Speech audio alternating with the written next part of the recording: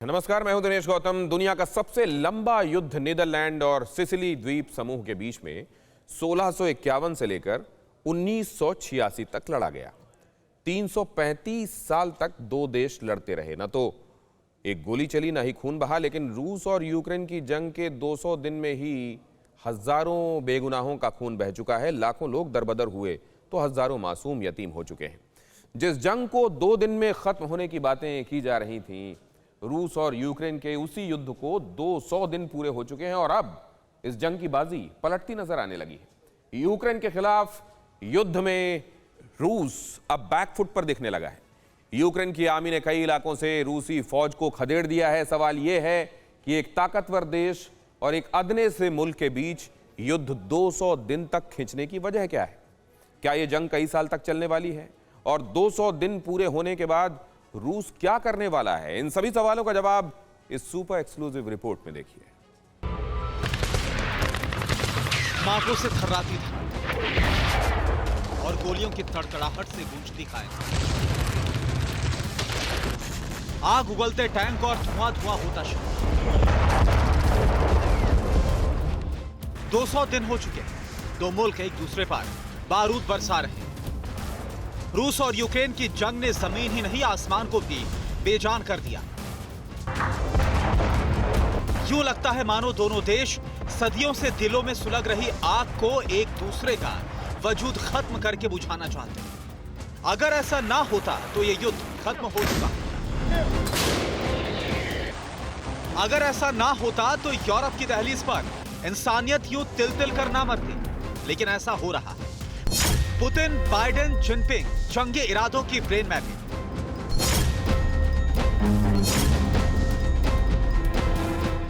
महायुद्ध का centre Ukraine. दुनिया जलाएंगे 3 विलन। पर्दे के पीछे बिग फाइटर, इसलिए वर्ल्ड वॉर का डर। खार्किव खाक, कीव पर कहर, मारियोपोल मटिया मेट, लपटों में लगी। चलता उड़ेसा, धमाकों से डरता डॉनस, सिसकती सूमी और पल पल तबाह होता यूक्रेन। 200 दिन की जंग में एक मुल्क का हर शहर खंडहर और दुनिया में डर है कि क्या रूस यूक्रेन का युद्ध कभी खत्म नहीं होगा? क्या रूस और यूक्रेन की जंग दशकों तक चलेगी? क्या रूस के प्रेसिडेंट व्लादिमीर पुतिन यही चाहते थे? बिल्कुल नहीं चाहते थे। पुतिन ने तो 2 दिन में यूक्रेन को घुटनों पर लाने का ख्वाब देखा था। लेकिन अमेरिका और यूरोप के टैंकों पर सवार होकर ज़ेलेंस्की ने रूस को सदी का सबसे बड़ा सदमा दे दिया। 200 दिन में रूसी हथियारों की काबिलियत और प्रेसिडेंट पुतिन की फौज की ताकत और गैरत खाक में मिल चुकी है। जानना चाहते हैं कैसे? तो खार्किव की इन तस्वीरों को गौर से देखिए। यह वही इलाका है जिसे रूसी फौज ने बेतहाशा बारूद बरसाकर यूक्रेन से छीन लिया था। अब यहां पर यूक्रेन की फौज ने डेरा जमा लिया। खार्किव से रूस की फौज खदेड़ी जा चुकी है। हालात यह है कि खुद प्रेसिडेंट पुतिन ने अपनी फौज को हथियार डालने को कह दिया। 200 दिन की जंग में हमारे जवानों ने कई कस्बों और शहरों को आजाद करा दिया है। ये सिलसिला जारी है। पिछले 10 दिन में 2000 स्क्वायर किलोमीटर से ज्यादा के इलाके से रूसी फौज को खदेड़ा जा चुका है। यही कमी रह गई थी, वो भी जिद्दी ज़ेलेंस्की ने पूरी कर दी। 200 दिन बाद रूस और यूक्रेन की जंग की तस्वीर बदल चुकी। जो रूसी चंद रोज पहले तक कीव, खार्किव से लेकर लवीव तक बारूद बरसाते थे, वो अब जिंदा घर वापसी की कामना कर रहे हैं। रूस और यूक्रेन के बीच में छिड़ा हुआ युद्ध दुनिया के लिए कोई पहली और आखिरी जंग नहीं है। लेकिन 200 दिन पूरे कर चुके इस युद्ध ने पूरी दुनिया को काफी बड़ा सबक सिखा दिया है। अब सवाल ये उठता है कि इस युद्ध का अंजाम क्या होगा? पुतिन यूक्रेन पर हमले का ऑर्डर देंगे, रूस यूक्रेन पर हमला करेगा। कौन जानता था ऐसी तबाही होगी, इस कदर बारूद बरसेगा, आशियाने समिदोज होंगे, जिनके मलबे में जिंदगी त्राहिमाम करेगी। किसने सोचा था? ना अमेरिका को एहसास था, ना यूरोप को पता था। लेकिन यूक्रेन में युद्ध हो रहा, भीषण हो रहा, 200 दिन से हो रहा। और इन 200 दिन में रूस ने बहुत कुछ गंवा दिया। अमेरिका ने खुलासा किया है कि जंग में करीब 75,000 रूसी सैनिक मारे जा चुके हैं। वहीं यूक्रेन 40,000 रूसी सैनिकों के मारे जाने का दावा करता है। खास बात यह है कि रूस ने आखिरी बार मार्च में 1351 सैनिकों के मारे जाने की बात कही। लेकिन रशियन मीडिया के मुताबिक अभी तक 5000 रूसी सैनिकों की मौत हो चुकी है। दावा जो भी हो, हकीकत यह है कि यूक्रेन पर हमले की जिद ने रूस की एक पीढ़ी को बड़ा सदमा दे दिया। यूक्रेन में मारे गए कई रूसी सैनिक वो नौजवान थे जो पुतिन के राज में ही पैदा हुए और पुतिन की जिद ने ही जिंदगी छीन ली। दुनिया जानती थी और प्रेसिडेंट पुतिन को भी यह पता था कि रूस की फौज के सामने यूक्रेन की ताकत रत्ती भर। अब ऐसे में सवाल ये उठता है कि फिर ऐसा कौन सा चमत्कार हो गया कि युद्ध के 200 दिन होने के बाद अब यूक्रेन की फौज ने रूस को शिकस्त देनी शुरू कर दी। जवाब है अमेरिका और अमेरिका के शागिर्द यूरोप के देश, जिन्होंने ज़ेलेंस्की के कंधे पर जेवलिन मिसाइल बांधकर मॉस्को का मुस्तकबिल स्याह करने में कोई कसर नहीं छोड़ी। यूक्रेन को दुनिया के 40 से ज्यादा देश हथियार दे रहे हैं। यूक्रेन को सबसे ज्यादा और सबसे घातक हथियार अमेरिका से मिले। अमेरिका से यूक्रेन को M142 HIMARS rocket system, M777 howitzer, गोला बारूद, stringer missile, harpoon missile, javelin missile जैसे हथियार मिल रहे हैं। अमेरिका से मिले इन्हीं हथियारों की बदौलत यूक्रेन ने रूस को हल्कान किया हुआ है। खास तौर से जेवलिन मिसाइलें रूसी टैंकों के लिए काल साबित हो रहे हैं। जेवलिन अमेरिका में बनी हुई एंटी टैंक मिसाइल है जो इंफ्रारेड तकनीक से टारगेट को तबाह करती है। वहीं स्ट्रिंगर मिसाइल हवा में उड़ते लो फ्लाइंग ड्रोन और हेलीकॉप्टर को मार गिराने में सक्षम है। दोनों मिसाइलों को भी कंधे पर रखकर आसानी से फायर किया जा सकता है। 200 दिन से यूक्रेनी यही कर रहे हैं। जेवलिन मिसाइलों को कंधे पर लादते हैं, झाड़ियों में छिप जाते हैं और जैसे ही रूसी टैंक नजर आता है, धमाके से खाक हो जाता है। खास बात यह है कि अमेरिका की इन्हीं मिसाइलों से यूक्रेन का एक एक सैनिक पुतिन की पूरी पलटन पर भारी पड़ रहा है। दुनिया से मिले हथियारों का ही खौफ है कि पुतिन की पलटन पस्त होकर लौटने लगी। इस युद्ध में यूक्रेन की मदद के लिए लगातार कई देश हथियार देते रहे, लेकिन किसी भी देश ने रूस के खिलाफ यूक्रेन में सीधे तौर पर अपनी फौज को नहीं उतारा है। और वहीं रूस के पास भी महाविनाश के हथियार मौजूद हैं, लेकिन सवाल ये उठता है कि इसके बावजूद क्यों रूस यूक्रेन को नहीं जीत पाया। यही सवाल दुनिया पूछ रही है कि ऐसा क्या हो गया कि जिस रूस को अपने हथियारों पर गुमान था, जिस पुतिन ने यूक्रेन की खातिर आधी दुनिया से दुश्मनी मोल ली, रूस की वही फौज अपने सबसे करीबी पड़ोसी को शिकस्त नहीं दे पाई। यूक्रेन में रूस की नाकामी की 5 वजह। पहली वजह है कि सेना पर रूस का कम खर्च। अमेरिका, भारत, चीन के मुकाबले रूस सेना पर बेहद कम खर्च करता है। दूसरी वजह एयरफोर्स का पूरा इस्तेमाल ना करना। यूक्रेन में रूस की एयरफोर्स का सीमित इस्तेमाल किया गया। तीसरी, ट्रेनिंग में कमी। 4 महीने तक यूक्रेन के बॉर्डर पर तैनात रहने के बाद रूसी जनरल के पास मकसद साफ नहीं था। चौथी वजह, लॉजिस्टिक और सप्लाई लाइन में कमी। यूक्रेन आर्मी ने जंग की शुरुआत में ही रूस के कई फ्यूल टैंक्स को उड़ा दिया था। आखिरी और 5वीं वजह, यूक्रेन को कमतर रखना, जिसने रूस को सबसे बड़ा झटका दिया। रूस की फौज ने जब यूक्रेन पर हमला किया तो यूक्रेनियों के पलटवार की उम्मीद थी। रूस की फौज यूक्रेन के कस्बों और शहरों में दाखिल हुई तो यूक्रेनी पेट्रोल बम से लेकर बंदूकों से लैस थे। कई जगह यूक्रेनियों ने रूसी टैंकों के आगे खड़े होने से भी गुरेज नहीं किया।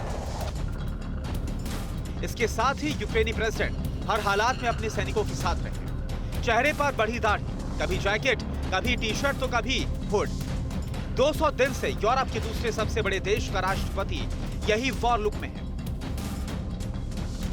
जिससे यूक्रेनियों को भी मैसेज जाता है कि उनका प्रेसिडेंट उन्हीं के साथ मैदानी जंग में है। इसलिए दाद तो बनती है, क्योंकि ज़ेलेंस्की अपने फौजियों का हौसला तो बढ़ाते ही रहते हैं, डायरेक्ट पुतिन को चुनौती भी देते रहते हैं। रूस के जनरलों, तुम यूक्रेन से कुछ नहीं ले जा पाओगे। तुम जान ले सकते हो, लेकिन तुम्हारी जान भी ले ली जाएगी। क्यों खामख्वाह मरना चाहते हो और किसके लिए? मानते हैं कि ज़ेलेंस्की के पीछे अमेरिका और नेटो की ताकत है, लेकिन यह भी सच है कि ज़ेलेंस्की रूस का पहला टारगेट है। बावजूद इसके वो खुलेआम कीव की सड़कों पर घूमते हैं, लोगों से मिलते हैं, बंकरों में जाते हैं, अपने फौजियों का हौसला बढ़ाते हैं। चेहरे पर बड़ी दाढ़ी, कभी जैकेट, कभी टी-शर्ट तो कभी हुड। 20 दिन से यूरोप के दूसरे सबसे बड़े देश का राष्ट्रपति इसी वॉर लुक में है, जिससे यूक्रेनियों को भी मैसेज जाता है कि उनका प्रेसिडेंट उन्हीं के साथ मैदानी जंग में है। इसलिए दाद तो बनती है क्योंकि ज़ेलेंस्की अपने फौजियों का हौसला तो बढ़ाते ही रहते हैं, डायरेक्ट पुतिन को चुनौती भी देते हैं। रूस और यूक्रेन युद्ध के 200 दिन में दुनिया ने मिसाइलों से तबाह होते शहरों को देखा, तो अपनी जमीन वापस लेने के लिए यूक्रेनियों का जज्बा भी देखा। लेकिन 200 दिन की जंग के बाद बड़ी तबाही की आशंका आकार लेने लगी है।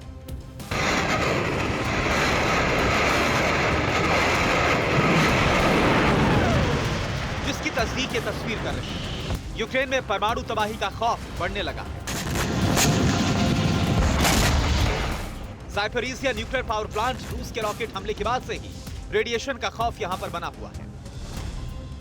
ज़ापोरिज़िया पूरे यूरोप का सबसे बड़ा न्यूक्लियर प्लांट है और इस प्लांट में 6 रिएक्टर मौजूद हैं। यूक्रेन की भी 25% बिजली की जरूरत को यह प्लांट पूरा करता है। सवाल ये उठता है कि अगर इस प्लांट में विस्फोट हो जाता है तो होगा क्या आगे? कयामत आ जाएगी, कयामत। जानना चाहते हैं क्यों? तो यूक्रेन के ही चेर्नोबिल न्यूक्लियर प्लांट से ही समझिए। 26 अप्रैल 1986 को चेर्नोबिल पावर प्लांट में हादसा हुआ। टेस्ट के दौरान न्यूक्लियर फिशन की प्रक्रिया बेकाबू हो गई। 2 जोरदार धमाके हुए। 1000 टन से ज्यादा की प्लेट और उसके ऊपर की छत की धज्जियां उड़ गई। पूरे इलाके में रेडिएशन फैल गया। ज़ापोरिज़िया चेर्नोबिल से 6 गुना बड़ा है। एक में धमाका होता है तो सभी रिएक्टर जद में आ सकते हैं, जिसके बाद सदी की सबसे बड़ी तबाही तय है। इसलिए दुनिया भर में हड़कंप मच गया है, क्योंकि यूक्रेन में 15 न्यूक्लियर रिएक्टर हैं। 15 में से 6 बंद हैं, जबकि 9 एक्टिव हैं। ये रिएक्टर यूक्रेन के हर कोने में फैले हुए हैं। इनमें ज़ापोरिज़िया में 6, साउथ यूक्रेन में 3, रिवनी में 4, खमेलनित्स्की में 2 रिएक्टर हैं। यूरोप में सबसे ज्यादा न्यूक्लियर रिएक्टर यूक्रेन में है। 200 दिन के बाद भी यूक्रेन पर हर घड़ी रूसी मिसाइलें गिर रही हैं। ऐसे में कब कौन सी मिसाइल परमाणु ठिकाने पर गिर जाए और उसका अंजाम क्या होगा, कोई नहीं जानता है। लेकिन सवाल यह है कि क्या रूस न्यूक्लियर प्लांट में ब्लास्ट कर सकता है? क्या पुतिन न्यूक्लियर प्लांट पर हमले का आदेश दे सकते हैं? 200 दिन की जंग में दुनिया ने देखा है, जाना है और बखूबी समझा भी है कि यूक्रेन का वजूद मिटाने और ज़ेलेंस्की को सबक सिखाने के लिए पुतिन किसी भी हद तक जा सकते हैं, लेकिन परमाणु बम दागने की हिमाकत नहीं कर सकते। इसकी वजह भी है। परमाणु हमले का ऑर्डर देना कोई आसान काम नहीं, और अगर यूक्रेन पर परमाणु हथियारों से हमला होता है तो बहुत बड़ी तबाही मचेगी। मानवता पर त्रासदी के लिए पूरी दुनिया पुतिन को जिम्मेदार ठहराएगी, और पुतिन कभी भी ऐसा नहीं चाहेंगे। तो सवाल उठता है कि रूस फिर आगे कर क्या सकता है? रूस ज़ापोरिज़िया प्लांट पर हमला कर सकता है, जिससे रेडिएशन कम इलाके में फैलेगा। ज़ापोरिज़िया में अभी भी यूक्रेनी काम कर रहे हैं, इसलिए तबाही के लिए रूस खुद इसे यूक्रेन की साजिश करार दे सकता है। ऐसा पहले भी हो चुका है। 11 अगस्त को परमाणु प्लांट के दफ्तर और फायर स्टेशन पर 10 हमले हुए, जिसके लिए रूस और यूक्रेन ने एक दूसरे पर आरोप लगाया। रूस यही रणनीति अपना सकता है। खतरा यह भी है कि यूक्रेन खुद ही न्यूक्लियर प्लांट में ब्लास्ट कर दे और इसका जिम्मेदार रूस को बता दे। रूस क्या करेगा, पुतिन क्या ऑर्डर देंगे, ये तो वक्त ही बताएगा। लेकिन ज़ापोरिज़िया पर रूस हमला करे या यूक्रेन खुद धमाका करके उड़ा दे, जो भी होगा उसका अंजाम आने वाली कई नस्लें भुगतेंगी। इसलिए दुनिया दुहाई मांग रही है कि यूरोप की चौखट पर बरसता बारूद रुके, मिसाइलों और टैंकों की जोर आजमाइश का सिलसिला थमे। लेकिन आखिर में भी सवाल वही है कि ऐसा होगा तो कैसे होगा।